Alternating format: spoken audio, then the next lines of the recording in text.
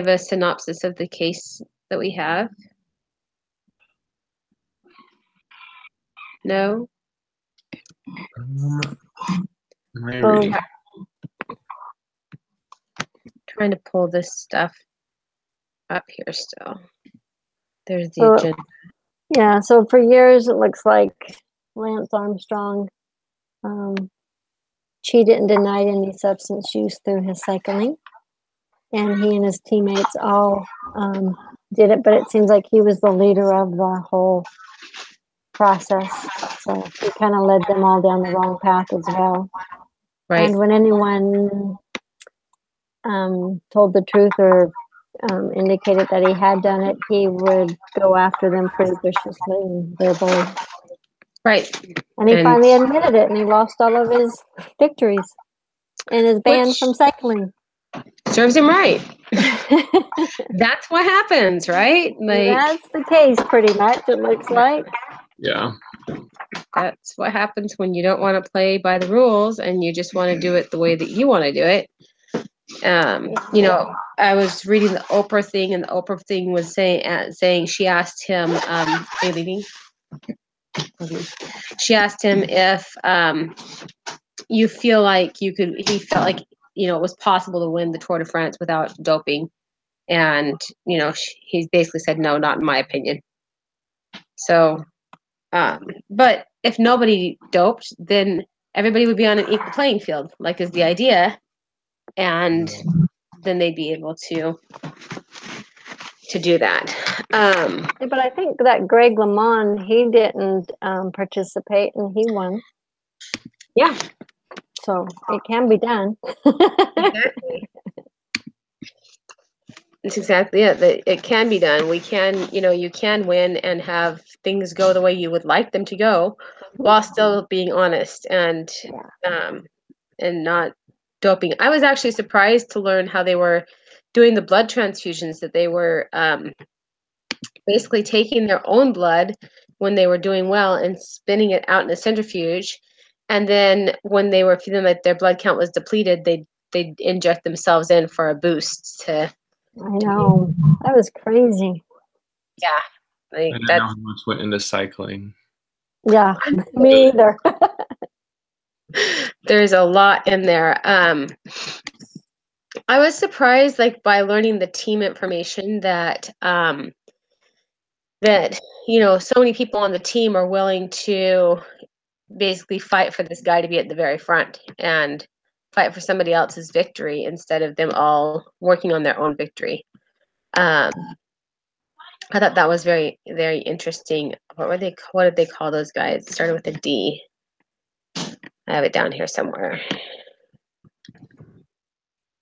Find it. I can't find where it's at right now. Anyway, basically they would ride in a pack, and then the other team members would kind of be protected because of this. So the lead is being protected because of the pack mentality. They're riding together, and then I guess that the idea is that usually the person who won gave the winning money to the different people on the team because they would be getting contracts and sponsorships and whatnot. So for the case study questions, the information about what we're supposed to follow for this discussion and the group agenda is actually pretty much the same questions that we were supposed to follow for the discussion board stuff that it said to post. So it was kind of a little bit confusing about whether we were supposed to post it and do this, but I've read a couple of places where it says don't post the answer to the questions, and then all of a sudden we're supposed to. Yeah, it's kind of confusing. Yeah, well, in this assignment it said to, so it's like, okay, so I did. I don't know. When are we supposed to post them by? I have them all done. Yeah, it didn't have a post by time necessarily on it even. That's so nice. Can't complain there. Yeah, I guess not. At least that can't get not too many points for that because there's no time to do it. So the first thing to discuss is, what is Armstrong's legacy? What do you guys think his legacy is? So they did a really good job back in the day of making his legacy live strong, like the yellow bracelet, his like cancer story. And I feel like that is now just kind of a big joke. Yeah. I've seen a lot of people still use this strong idea, though. Like, I've known at least two different women who've had cancer and ended up dying from it. But, one of them was Amy, and so they'd have this whole campaign for her that was she was Amy Strong, and using that same Right. they had. So, I think that I guess is maybe part of it. Maybe it still encourages people to fight harder with cancer. I don't know. Well, I think the organization still exists. I think they just removed him from it. Yeah. So, I mean, yeah, I think his legacy is that he'll just be remembered as the guy that achieved his way to victory. Yeah. I put,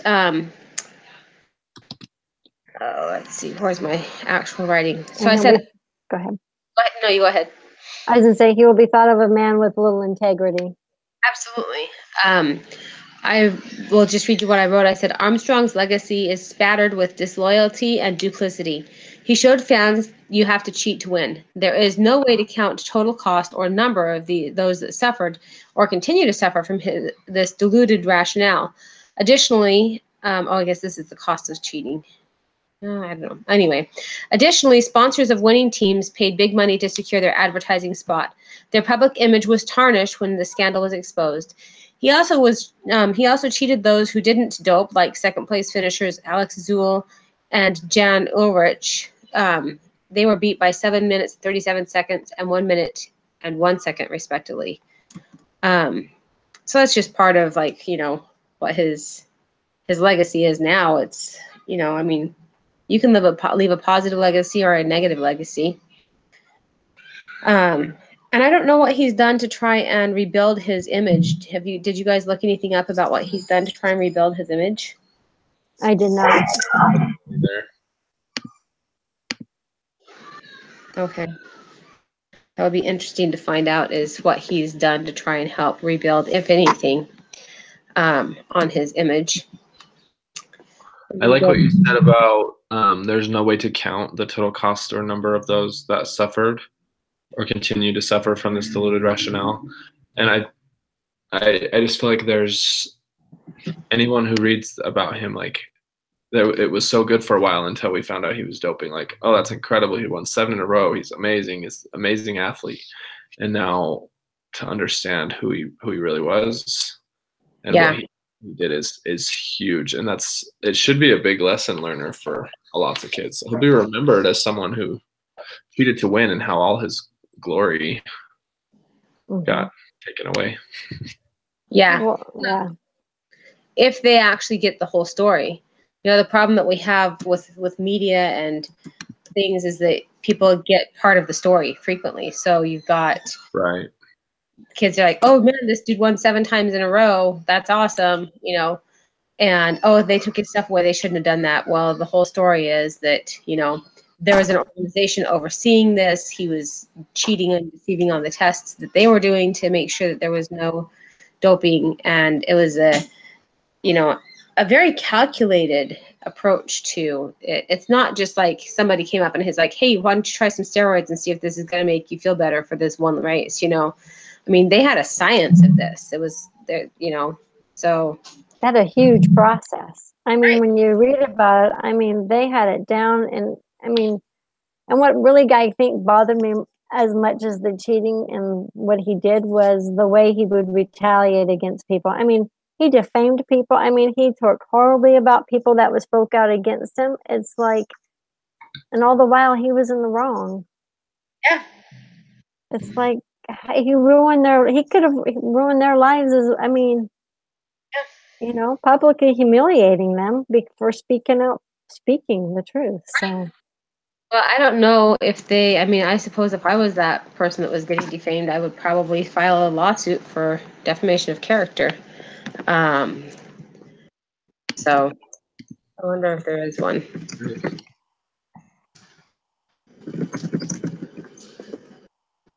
That's a good question. Agreed. Let's see. Lance Armstrong payback for Sunday Times libel that wasn't.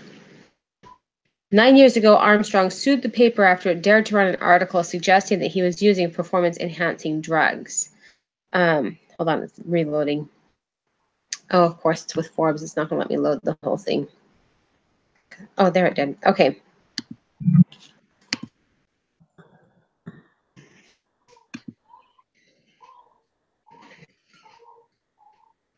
Dang, it's not letting me do it. Anyway, I think that he had to pay back. So they had to pay him £300,000 in 2006. And let's see if he had to pay them back any money. So I found an article on Floyd Landis. The former cyclist is getting $1.1 million of the $5 million settlement that Armstrong will pay the federal government. Good.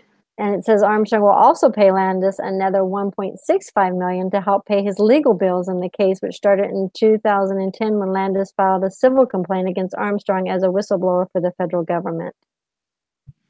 Nice. So that's good. Well, I mean, the guy was making like $20 million a year. Yeah. So clearly he had the money. But, you know, if at that, it's like it's all ill-gotten gains at that. You know, when you're in the middle, it's kind of like when you have credit card debt, you know, and you've got a lot of credit card debt. So you have a lot of things in your house that you've bought with credit cards and you're paying down on the credit cards. But really, you don't know exactly what in the house is yours because everything is bought with credit cards. So what of it is really yours until you pay it all off? Really, none of it's yours. You know what I mean? Yeah. And I think it's the same with this, that he's got, you know, all of these problems out there and all of this emotional debt that he's got.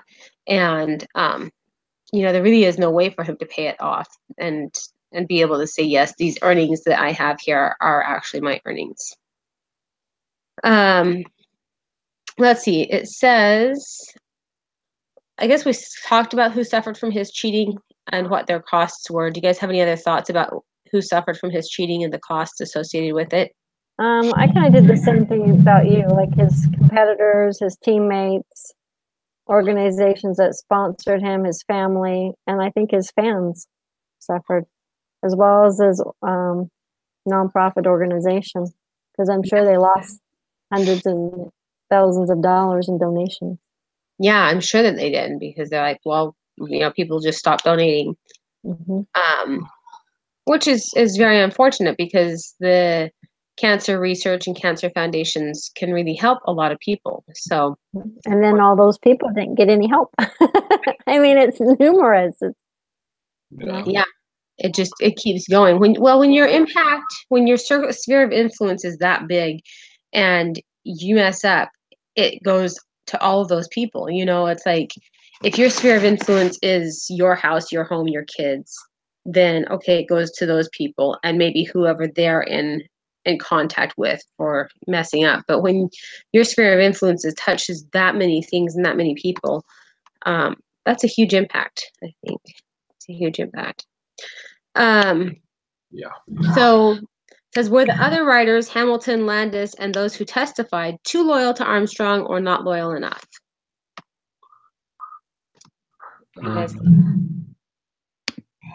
So I said too loyal. Because once they crossed the line and participated, they too compromise their own integrity and jeopardize their careers. So, and once they did that, they didn't want to report him because it would have brought them down as well. So I think they were too loyal, and I think Lance was pretty confident in his ability to outsmart the system. Yeah. So I think that was part of what helped, or why they probably joined in. And right, he's like, hey, I've got it down. It's just fine. You know, everybody's doing this. Yeah, I said the same thing, that too loyal. I feel like Michelle said, they got in over their head quickly and felt like it was easier to go his path than to, you know, fess up. Yeah. I think I actually put down that they're not loyal enough, and this is why. If they had been loyal friends, they would have said, you know what, this isn't okay. Let's expose this now. If somebody back in 1999 and 2000 had exposed it, he would have had a chance to be able to rebuild things and fix things and maybe get back on the right path. But nobody was able to really expose it, or did expose it. And by the time it was exposed, he was 40, and there's no way you can compete with 20-year-olds when you're 40, or even 30-year-olds. It's just a big difference in what your body can do. So I think that's a great point. Yeah, yeah. I don't know. I think it's a form of loyalty when you're willing to do the hard thing for somebody and say, you know what, this is not right. This is what has to happen. And we looked at loyalty in a different light, and you just brought a new light onto it. So that's good. Yeah. I think it just changes the way you think of it. This last week at school. So, my kids are sophomores, so they have all the teenage drama with their friends and everything. And this one boy that's been their friend was wanting Evelyn and their other friend to help him study for these tests that they have to do. They're basically self-paced tests, and most of the kids saved their tests to the last 6 weeks of the year. So she's been helping him, just with the information and study for it, and then he does the test. But he also has this girl that he likes, and this girl doesn't want him to be friends with the group. So he basically just dumped this group of friends to go off so that he could be with this girl that he likes. And one of the texts she sent to him, she says, I'll still be your friend no matter what you decide. And then later on, he decides that he doesn't want to be friends with them, and then she starts being nasty about him. And I said, you can't do that. This isn't okay. This is duplicitous. You're saying on one hand, I'm going to be your friend even if you decide this other thing, and on the other hand, you decided that thing, so now I'm going to not be your friend. And so she kind of got the idea and kind of started to correct that around a little bit, like yesterday and today, which were the last 2 days of school. But loyalty, it goes into a lot of areas, and yeah, somebody's gonna hurt you. You're gonna be hurt when you're trying to be loyal to somebody and do what's right. But you just have to understand that people that hurt you, they're hurting more than you are, and that's why they do that. That's what I've been trying to teach her anyway. So that's a good one. That is a good example. All right, let's see what the other questions are. So think about a situation where you witnessed a leader, formal or informal, make a decision for others that made you uncomfortable. What was the situation and how did you feel about it? So I shared one. Do you want me to share it? Sure. Yeah. Okay. So I had a situation once where a leader, a supervisor, told his administrative assistants and office staff not to help a new administrative assistant in a adjoining office because he did not agree with who they hired, and he did not care for the supervisor in the other department. So what happened was his friend that interviewed for the job didn't get the position, so he was angry and took it out on a new person that was hired. It was also kind of his way of getting back at the other supervisor. So the whole situation was uncomfortable for everyone. I think everyone felt horrible because it was extremely wrong, and he used his power to control a situation that he really had no control over. Eventually, everything smoothed out, but it was a rocky start, and we all supported the new hire quietly, and eventually it all passed, but it was wrong from the start. Yeah, that's messed up. Yeah, that's messed up. Basically out of retaliation because his friend didn't get the position. He's like, well, I'm going to sabotage you, and maybe fired, then my friend can have the job. Yeah. Yeah, that's very, very. Yeah. That's just wrong. I mean, even if it's not unprofessional, which it is, it's just morally wrong to do that to somebody. This person has nothing to do with. They had no control. Right. Well, and maybe your friend had a crummy interview and wasn't going to be a good fit, Yeah. Yeah. If the friend was anything like him, clearly he wouldn't have been a good fit. Yeah. He might have brought down the whole office. Who knows? That goes up to the idea of picking teams, right? And how to pick your people on your team wisely, and not getting the people that are going to bring you down. Yeah. Um, did you have anything, Mark, that you could think of? Yeah, mine's a little bit. I don't have so much experience in the workforce, so I went back to like mission, if that's okay. Yeah, great. So in my first couple of areas where I served in Oklahoma City, and so it's like the whole western half of the state. So there's like city areas and then like country areas where there's lots of different types of people and lots of different cultures. Anyway, so my first area was close to the city, and I was in a very like obedient district. Like we were super successful. We had lots of success, and we were super obedient. We had lots of fun. It was a really good time. And then I got transferred, and I was transferred to this area that like previous missionaries would nickname it like the armpit of the mission, where it was just like no one works hard. There's not much to do. The people that go to church are lazy. Anyway, and so with that kind of culture out there, like the missionaries and the people out there, they're just ultimately it's just lazy. And so when I got out there, it was pretty it's like a really big I mean, missions are eye-opening anyway, but it was really eye-opening to see that there are missionaries that are disobedient and that don't want to work or just don't do what missionaries do. And so I was put in a situation where I was basically I wasn't the district leader. I was like 3 months out when I got sent there. And so I was in this position to like try and straighten everyone out and get everyone to start working. And it's really, really hard when there's a designated leader and you're not that designated leader. Yes. Well, and especially when you have little experience, they're going to be like, oh, the greenie says we should do this, and it means nothing, right? Right. Because they know more and they've been there longer. So right. Because the extra 3 months made them an expert in having it shows, right? So when I first got out there, my companion had been out like 20 months. Like he was about to come home. And so it was really challenging because he wasn't obedient like at all. It wasn't that he didn't want to go out and do missionary things. He just didn't want to do the obedient parts. He didn't want to wake up at 6:30. He didn't want to study. He didn't want to just have one P day.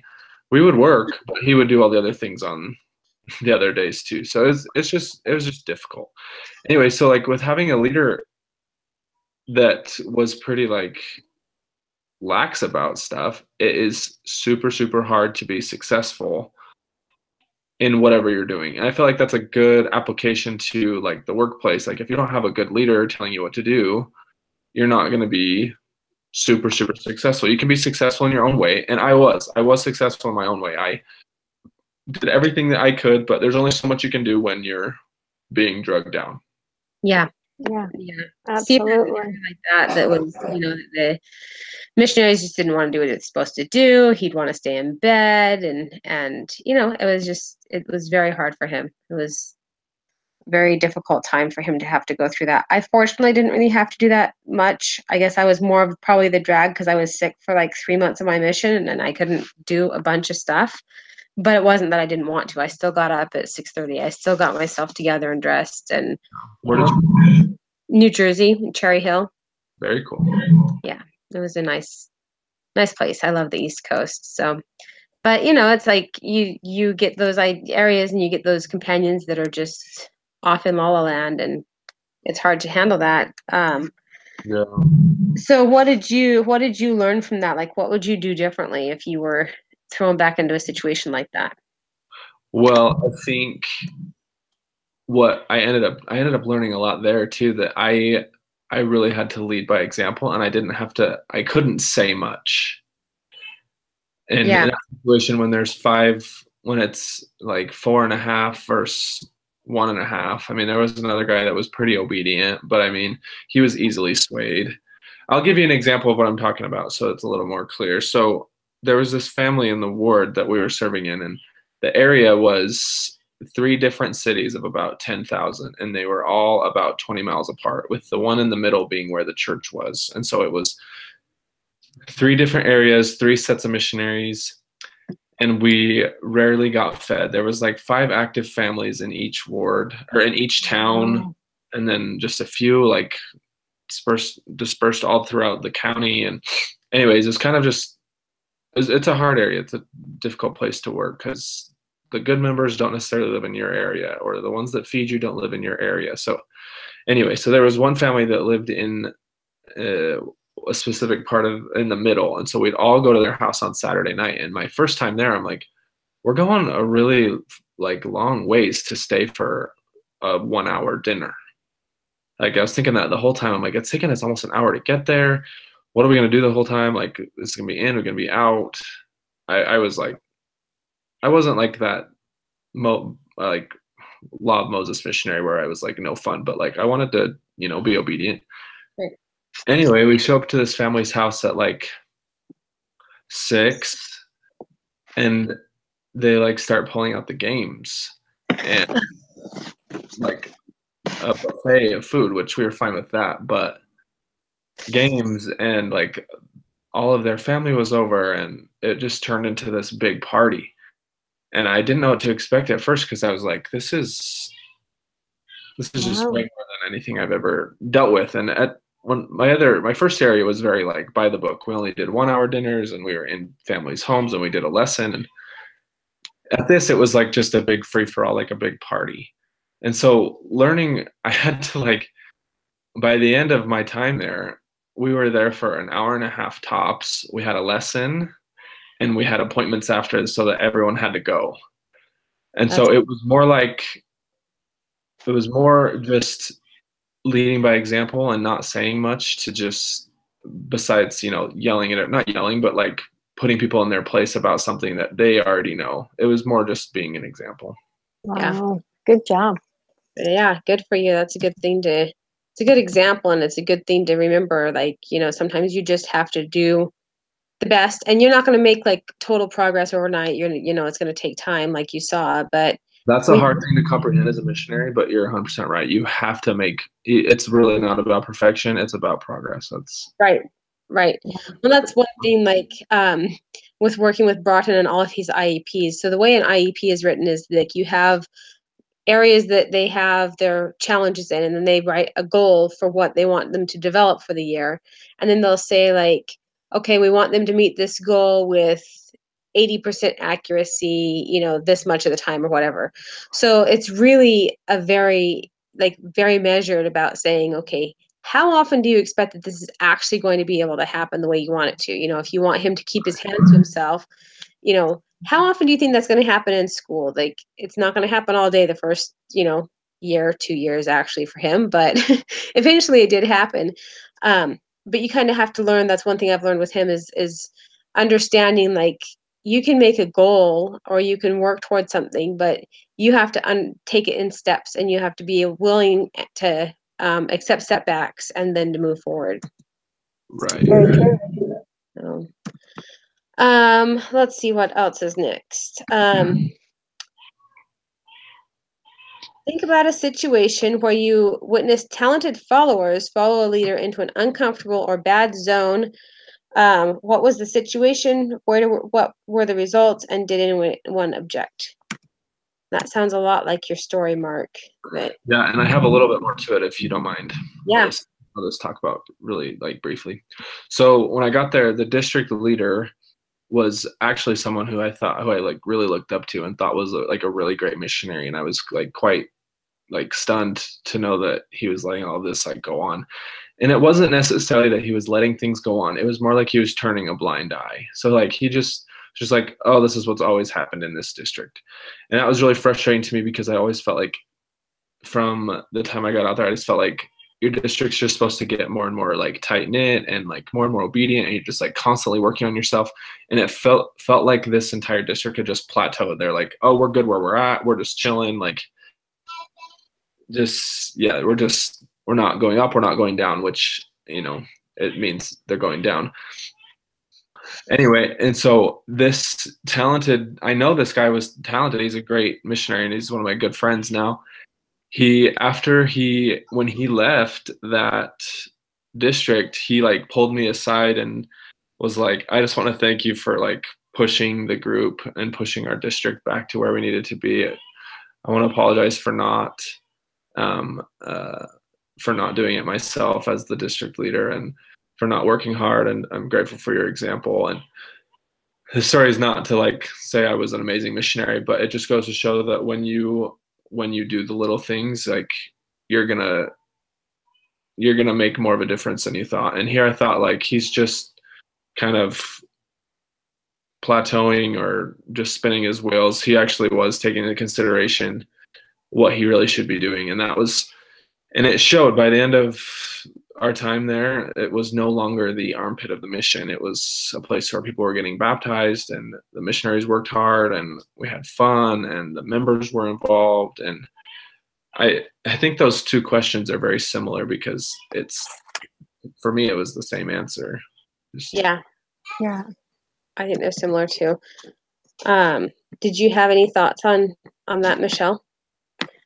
I did, and I kind of did I'm not sure how this one's going to go over. So recently, I work for a school district. And I used to work in special ed, so I know all about IEPs and compliance and all that. So but right now I work in curriculum and instruction. So we recently had our equity director held a meeting off-site for all school personnel that identified themselves as non-white, so that they could discuss their work experiences and suggestions for improvement to the district around equity and diversity. So I have to say that at first I was kind of a bit caught off guard and a little bit offended, because it's like, well, don't we all care about that? And so this is easy, Michelle. You just have to identify as not white. You can identify as anything nowadays. So you can be an Asian man that's 7 feet tall, and it's okay. Yeah. So I just don't believe it. I don't believe it. So there was a bunch of us. So many that identified as white and non-white were talking about it, because we're all kind of offended by the whole idea of this type of a meeting, because it seemed like it was creating a rift that wasn't even there to begin with, and it was creating this whole segregation that none of us even considered was there. So we all felt it was more detrimental to the work environment than positive. I have no idea where this idea came from. So, because many of us don't see the color. I mean, we just all work together, and it's like, anyway. So we all voiced our concerns with our administrators, but obviously we didn't go up to the top level, and they too seemed unable to articulate the wisdom that was behind this type of meeting, and it seemed more divisive than anything. So the meeting was held. So I work with a lady right beside me, and she's my counterpart. So she's from India and Iran, so she identifies as Indian. But she didn't go. But I had a Hispanic colleague who went because she had to go, because her boss required her to go, because she's identified as non-white. Anyway, she shared the experience that it was all really odd, and we all talked about how we should be celebrating different cultures and diversity together as a group, instead of trying to separate us and create a rift that wasn't even there. Yeah. So there's still more to come on this. I have no idea where it's going to go, but I just think the whole thing is just ludicrous. I think that more damage has been done in the last 8 years for racial tension. More damage has been done than in the 30 years before was fixing. I agree. Just what is separating white people out of things supposed to do? Well, I don't know. It was called the Color Coalition. It's like, I'm just still perplexed by it. And I have no idea what the whole... That's bizarre. That's what I thought. I would have identified as a Black woman. So the funny and thing gone proudly to that meeting. That's right. We had a lady that had to be there and she was white, because she was responsible for helping to set up, because she works in equity and diversity. And actually a person came in and said to her, "I didn't know you identified as non-white." And the lady was really offended and kind of embarrassed, because she's like, "Well, you're white. I don't, but I'm here working." That's bizarre. That's what I thought. The whole thing was bizarre. I don't know where we're going. And that was our leader. That was our superintendent, is the one who dictated it. So Yeah, schools, the politicking at schools is ridiculous, and the trying to get good answers is ridiculous out of things, and um, I don't know. Well, I think, imagine if they would have had a white coalition. Oh, they would have been telling you you're the KKK. That would have been front page news. There would have been reporters. But no, this is okay. I don't. School district. It's a double standard.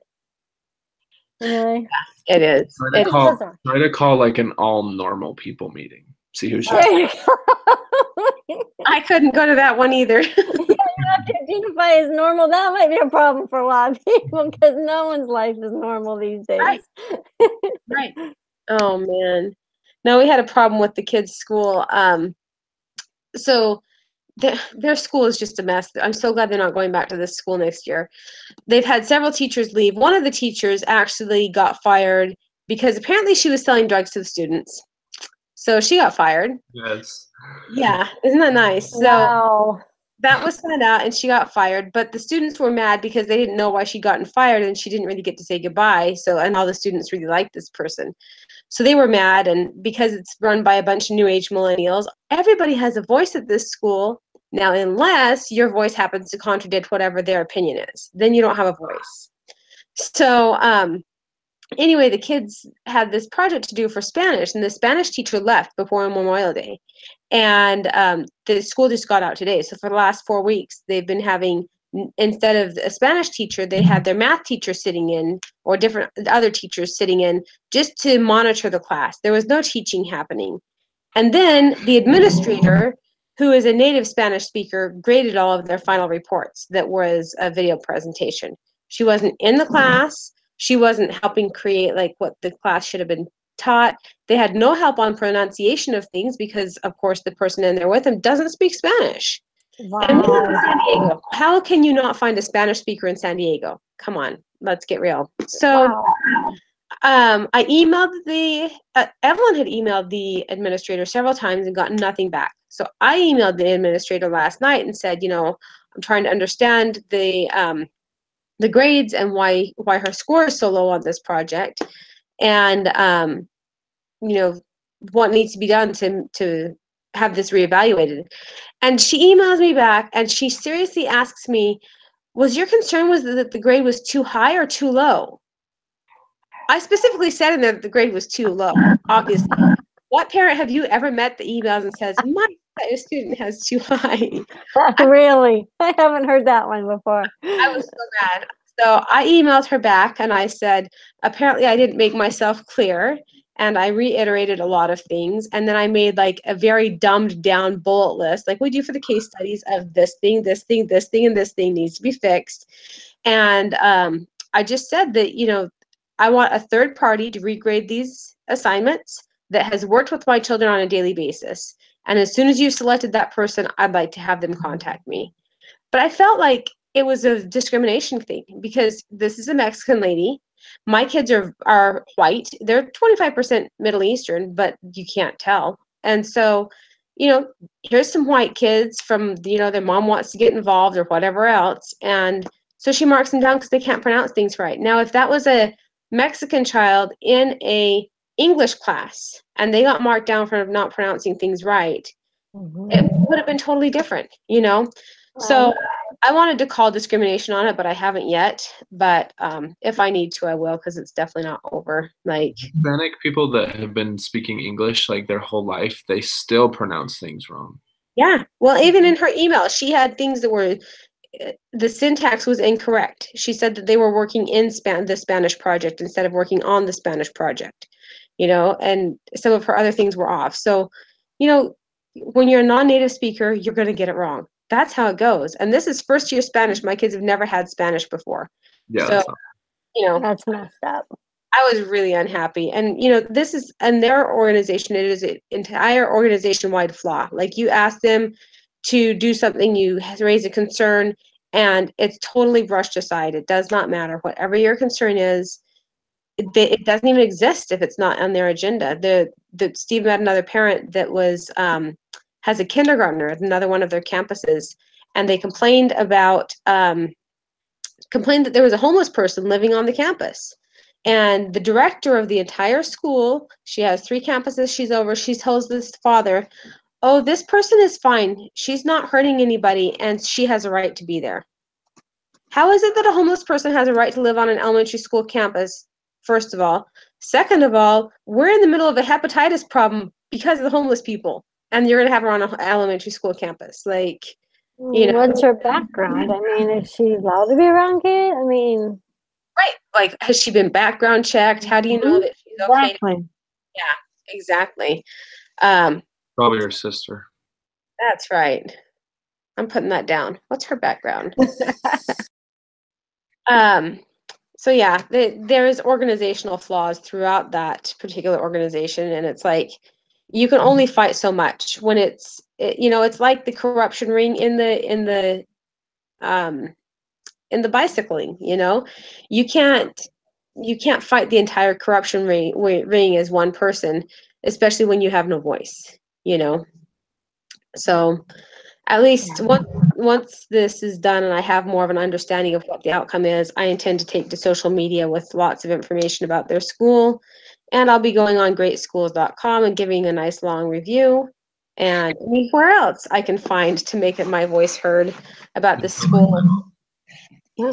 If they don't want to listen to your voice, you don't Right. have a, yeah. Right. Yeah. It doesn't make any sense. So Right. anyway, let's see. So it asks about, we talked about where you've seen a talented a situation where talented followers followed. Okay, so we talked about that. What basic principles guide your integrity? Are there times when there's a gray area, and how do you choose correctly? So, I had said that there was a talk a while ago. It was in conference, and I can't get it right. I want to say it was President Uchtdorf gave it. Basically, it was saying that the gospel is the standard by which all other truths should be measured. And if you start to look at, okay, how does this align with the gospel? How does this fit in with the gospel picture? It changes how you word things. It changes how you handle things. I mean, instead of coming out and calling the administrator a bigot, I was able to nicely put an email together that said, okay, this is how my view is on it without going there. So I think that for me, the gospel is a good standard and guide. What do you guys think? What are some of your guides to integrity? So I liked in the reading about how will you measure your life, when he talked about how he was not gonna play on Sunday, and that's something I've always really admired. I've never been in that situation. I love sports and I played a lot of them, but I've never been in that situation. I made that decision beforehand, but I was never put in that situation. But I think that's a really big principle to learn when it comes to integrity, is that as you grow up and learn, you have to make decisions about things before you're faced with them. Like they always tell you, like if someone comes up to you with drugs, if you've made the decision beforehand, it's a lot easier, or with alcohol, or with immorality or pornography or all those things. If you've made the decision beforehand, it's going to be not easy, but it's going to be a lot easier when you have made the decision already. If you already know the consequences and you already know what's going on. So I think that's a big one, is if you already made the decision. Right. I think that's very true. Yeah. I think then you don't even have to think about it. You already know the answer because it's already deeply rooted in you, Right. It's part of who you are, and you're just like, okay, that's what it is. When Steve and I were dating, we had dating rules of, we're not going to French kiss. We're not going to, do all these other things. We had a list of rules. And, if we felt like we were getting towards the edge of following those rules, we'd sit down and talk and say, okay, let's fix this, and it just made it so that it was easier to know clearly there's a line here. You don't have to wonder.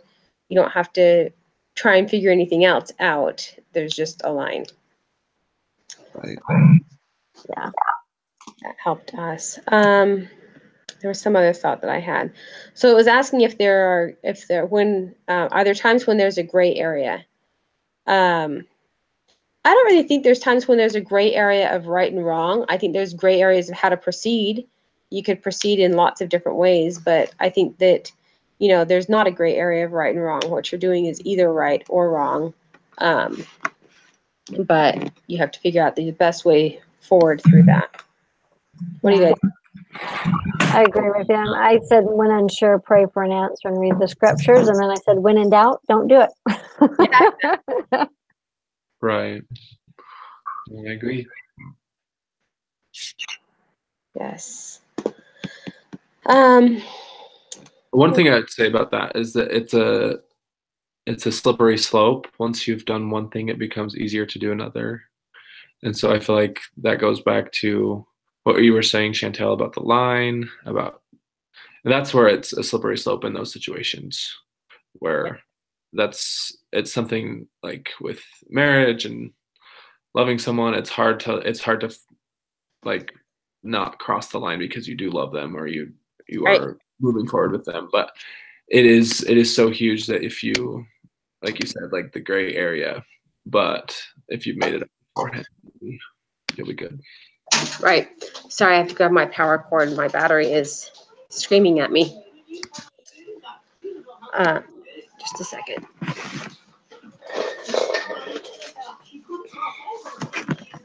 Okay. Whoa. I almost threw my whole computer on the ground. That would have been really bad. I'd like to not break it. Although I did buy it at Costco, and they do have a warranty on it, even if you break it. So that's a plus.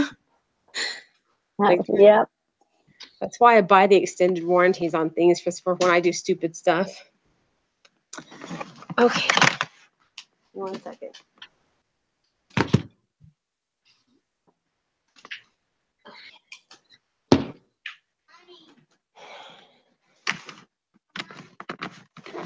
All right, there we go. Sorry about that, guys. All right. So I like that you said that, when in doubt, pray, and then, if you can't decide, then just don't do it. It's better to not move forward on a decision than move on the wrong decision. Yep. This week we were supposed to go to Knott's Berry Farm tomorrow, which is why we were going to meet tonight.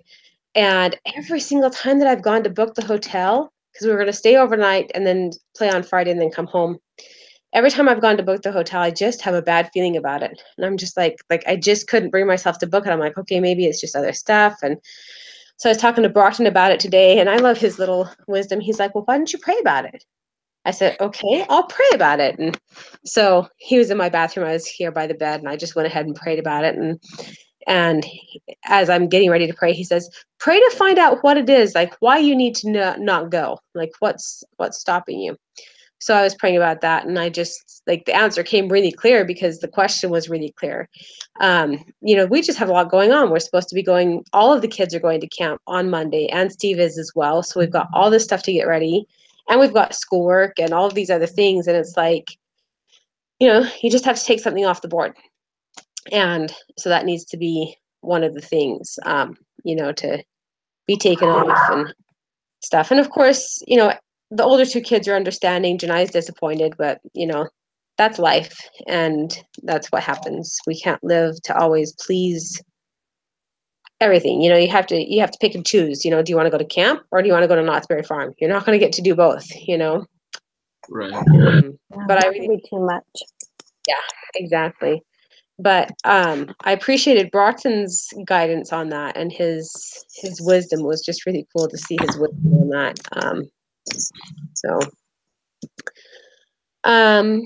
How will you personally measure your life, and how will you measure success? I think for me, just seeing Broughton be able to say, hey, why don't you pray about it? And this is how you can get your answer. That for me is a big success, to be able to see my kid say that. That's a good measure of success. Yeah, what I wrote is, I said, I have thought a lot about this, and it was extremely hard not to compare yourself to other people and the things that they have. Nice houses, nice cars, big trucks, fancy clothes, just to name a few. I want to measure my life in ways that aren't really possible. Where's the happy scale? I want to be able to provide for my family in ways that give them opportunities to be their best selves. That is a very broad thing to say, but I don't know how else to explain it. Success is measured by giving myself the opportunity to be my best self. And I think what I mean by all that is that I just want to be able to give my kids and my family the opportunities they need to really show who they are and what they want to do. I guess that's really broad still, because it's hard to say how much you want to, or how you define success, but best self is, that's good. I think it is good. And you're going to find times where the opportunity for somebody to be their best self is to let them get hurt. That's let them fail, or whatever other thing it is that they need to do. And it's hard. It's hard. Mm-hmm.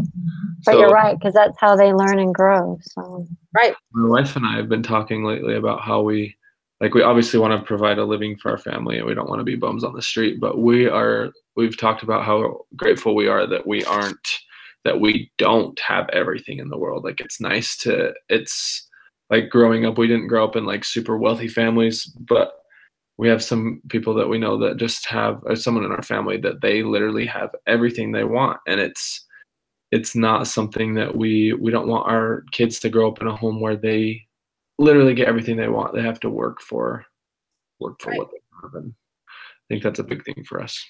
That is a good thing. People think it's weird that my kids haven't really had, they had a dummy cell phone, and now we had to replace it. We had to switch to a smartphone, but we put all sorts of lockdowns on it and stuff like that. And the three of them have one phone to share. They don't each have their own phone. They can share a phone. So people have thought it's weird, though, that my kids don't have access to, unlimited electronics. And it's like, well, my kids can actually look at you in the eye and have a conversation with you. How many other teenagers can do that? Seriously. And especially considering that Brockton has autism, honestly, he has better social skills than half of his classmates. And that's just, That's a big deal. Yeah. That's great. It just shows you what, like, being willing to put those things off and, have that standard is like. So I don't know. It's just interesting when you see how those successes come in ways that you don't anticipate. I think that when it says, like, how will you measure success, I think that is very subjective, because you're gonna find success in just unanticipated ways. Have you found that, Michelle? Yeah. So I'm in my other class. One of the things they said about how we measure your life, it's kind of like you should ask yourselves, what did I accomplish? What good did I do in the world? Who did I help along the way? Who did I love, and who loved me? So if you can answer those questions positively, or get the answer that you're searching for, then you will have a success. So I said, I will know when I've answered these questions and feel good about myself. And I said, I really just want to be a good example and bring out the best in the world and those around me. That's all I really want. Yeah. So. Well, I think that, when we have our moral code and our compass, it's much easier to bring out the best in the people around you, Mm-hmm. And encourage them to be better than they were when you found them. That's what I would like is if somebody stops their association with me, I would like them to feel like they're a better person. Just not because I made them a better person, but because maybe they changed one of their moral compasses, and that's made them a better person or something. Like, mm-hmm. Yeah. At least better than you found them. Yeah. Okay, well, I think we're at an hour, so that's good. I enjoyed our discussion tonight. This was a good discussion. So thank you guys for. Thank you. Thank you. It was good. You're welcome. So next week, we're going to meet on Tuesday. Is that right? Yes. Because we have the assignment due. Okay. And Mark, you're going to leave? Yeah. Okay. Do you still want to meet at 6:30 or 7:30 your time, Mark? Yes, I believe so. What's the date? Is that the 26th or the 25th? Let me see. It's the 26th. Okay. Yeah, that should be fine. Okay. Sounds good. Hopefully we can get a hold of Garrett so that he can know. Yeah. Sounds good to me. All right. Have a good week, guys. All right. Thanks, guys. Yeah. Bye.